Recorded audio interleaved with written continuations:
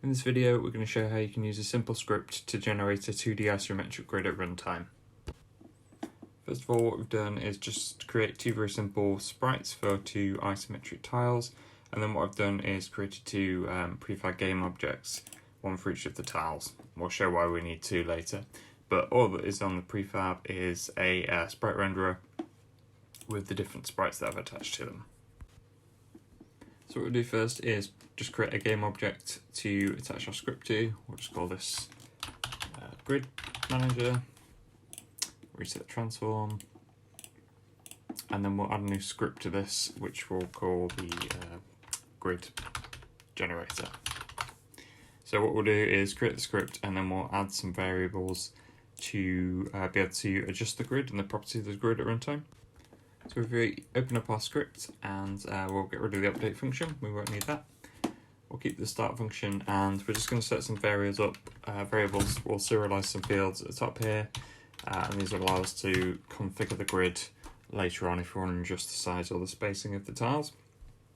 So first of all, we're going to spawn each tile as a game object. So we'll just call that tile. We'll set up a property for that to be able to put that in the inspector and set those.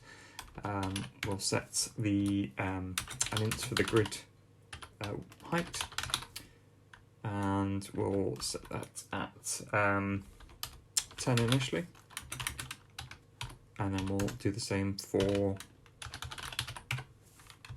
grid width, and then we're going to set a value for the tile size. So this won't become apparent what we're going to use this for initially, but I'll show you later on what we can use this for to adjust the look and the spacing of the grid. So we'll just, at the moment, we'll just set that to 1. So what we'll do first is create a method which will generate the grid for us. So we'll call this generate grid, and just for forget, we'll call this in the start function.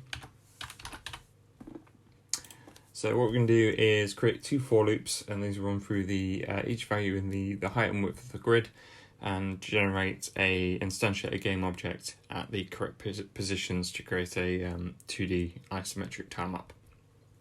So if we hit 4 and then press tab twice, it will auto complete for us.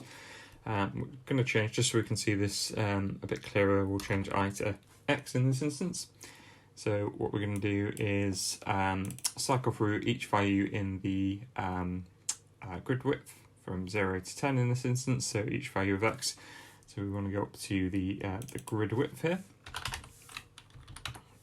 And then within that for loop, we want to do the same but for every value in the height of the grid. So we'll change the I to Y, and we'll change that length to the grid height. And then within that, what we want to do is generate or instantiate a new game object with the tile that we're selecting here. So what we'll do is say game object tile, or new tile, and we'll instantiate the tile. So that's this. At the moment, we'll just do it at the transform position of the game object that the script's attached to. So we'll leave that as that is for the moment.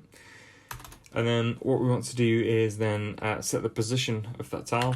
So if we put a float position X, the X position, and this is the sort of maths that'll make sure it's adjusted correctly, the position to create the grid. With the isometric grid, we don't just, as we would in top down, just go 1 unit to the left or 1 unit up. We have to go half a unit to the side and a quarter unit up to create the next sort of line, next row in the position. So for the X position, we'll do X times the tile size.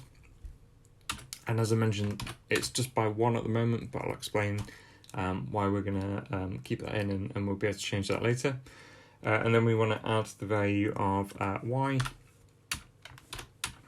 again, times the tile size. And then we want to divide all of that outside the brackets by 2f. And then we'll do the same, but for the y coordinate. So we'll do y pos y. And then similar, but what we want to do in this case is the X times tile size. And then we want to, in this case, take away the Y, again, times the tile size. And type that up. And then we want to divide by 4 in this instance. So as I say, it's a quarter of a unit that we're moving up or down. The reason I'm doing plus here and negative here is just the way the grid will be orientated. You can play around with that and it will change the direction of your positive X and your positive Y. So we're generating a tile, we're working out the position, and then we need to set it to that new position. So we do new tile, dot transform dot position, and then we'll create a new vector 2. And then this will be the values that we've just worked out. So pos X for the X and pos Y for the Y. And then what we'll do, just so we can see this a bit clearer in the inspector, if we did this as it is, it will just create loads of game objects, and we wouldn't necessarily be able to tell which one was for which position. So we'll give it a name. So we'll say new tile name, and then we'll print out the values, just so we can see the position of each game object and which tile, the orientation of it. So we'll say X, and then we'll put a comma in between, and then print the Y as well. Got a couple of errors there, so let's just check what I've done. So I've forgotten to capitalize the G there, and then I'm missing, looks like I'm missing a plus here. There we go, so that's cleared the errors. So if we run this now, nothing will happen. We need to set this tile in the inspector. Okay, so if we hop back into Unity, and if we select the grid manager, we can see our script here. So we can set the values in here of the both the height and the width, and also the tile size. But we don't currently have a tile assigned. So if we run now, nothing will happen. So I created those 2 tile prefabs. So if we put the grass tile in, so if you drag that into the inspector here, and now if we run the scene, you can see it's created a 10 by 10 grid of the grass tiles. And with the naming aspect, if we expand the grid manager object here, it will create them under there. And you can see each tile is named based on its coordinate. And if you have a look at that in the scene view and we run down the tiles, so we've got the 0, 0 position here, we can do the 0, 1, 0, 2, so this is X 1, 2, 3, 4, 5, 6, 7, 8, 9, 10, then we go into X1, Y 1, 2, 3, 4, and you can see it moves through as we go through on there. So just to compare this to the positions of the grid, if we were to use just a normal isometric tile map in Unity, so if we right click, create new 2D object, and we'll do isometric tile map just to create an empty one. So this is what you use if you were going to just paint your tiles on rather than generate them at runtime. And if we compare this to the grid we've just generated, if we go into the scene view and highlight the grid here, you'll see that the squares, if you zoom in, they're not really aligned. You can see they sort of overlap the grid in the Unity tile map. They're not aligned to that. So the reason for that, and we can change that. If we go back to our sprites and into the sprite editor, and what we want to do is, currently we've got the pivot point to the center. We want to set that pivot point to over here, this corner, the left center.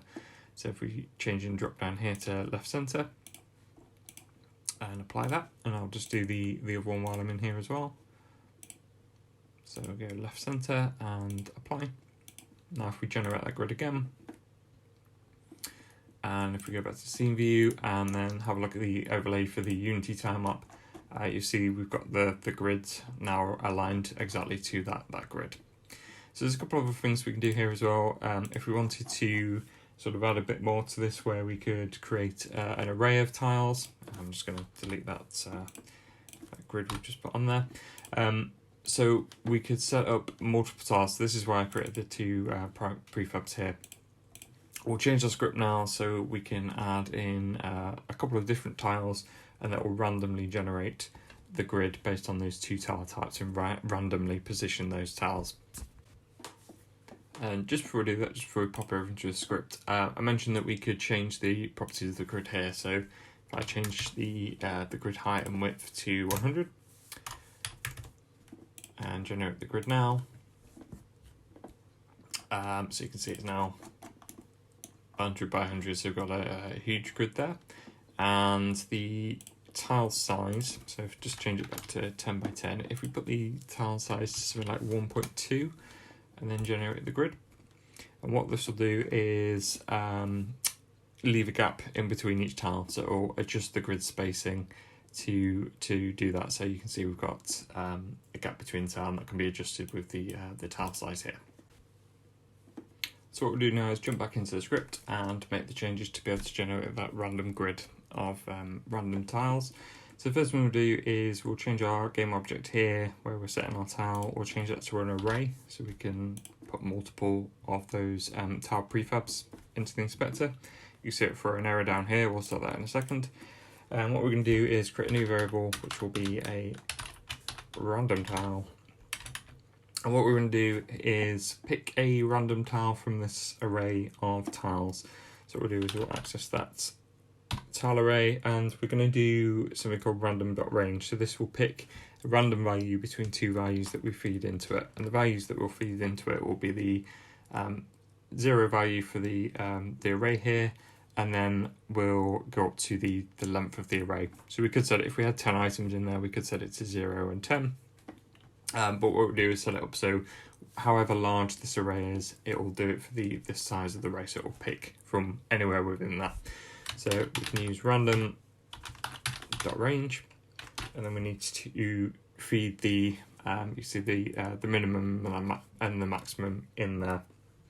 So for the minimum, we want the 0 position in the array, and then we'll do tile.length,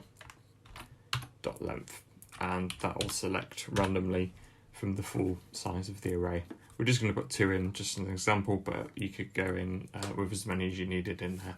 So you see we've still got this error here. So what is that? So we're setting a new variable here, which is random tile, which we're picking from the array, but we're still trying to instantiate just tile, so it doesn't know which one basically we want. So we'll set this to the random tile we've just selected, and we'll still instantiate it as new tile, and then we'll set the position as before, so everything else will remain the same. So if we jump back over into Unity and set in our grid manager, looking at the inspector, you'll see that that tile field is now disappeared, but we've got a drop down here at the tile. So if we select that, we can set the size for our tile array. So we'll just set it to 2. We've only got 2 tile prefabs, and then we can input the prefabs into here. So we'll put the grass tile and the sand tile in. Just note on tile size as well, if you are finding that your tiles are overlapping each other or are all spawning at the same place, you've got that set to maybe 0 or less than 1. So just set it back to a default as 1. You don't have to use tile size if you're just going to have all of the tiles touching with no gaps, but just in there as the example.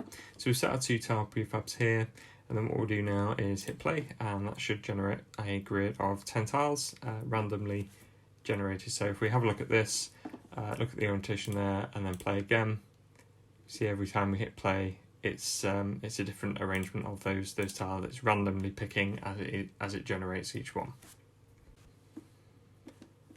So that's how we can generate a random array of tiles. Obviously, that's a very simple way to do it. You can build on this.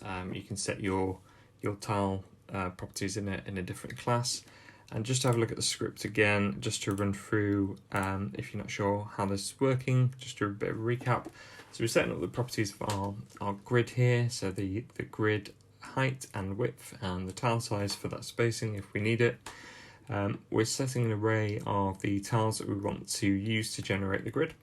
We're calling the method that we've created in the start function, so on runtime that will generate once. We're looping through each of the x coordinates up to the width of the grid, and within that each of the y coordinates.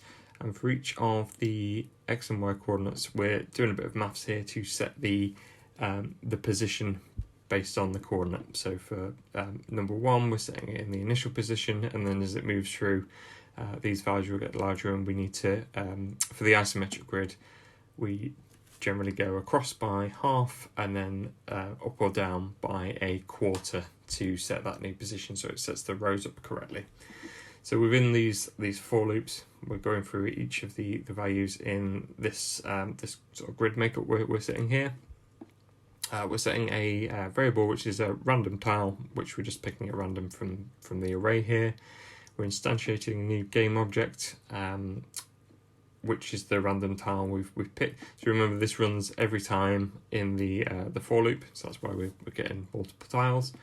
We're working out the position, and then we're setting our new tile to the position that we've worked out based on its properties of the position in the grid, and then we're setting a name so we can see that in the inspector and see how that relates to the position in our grid.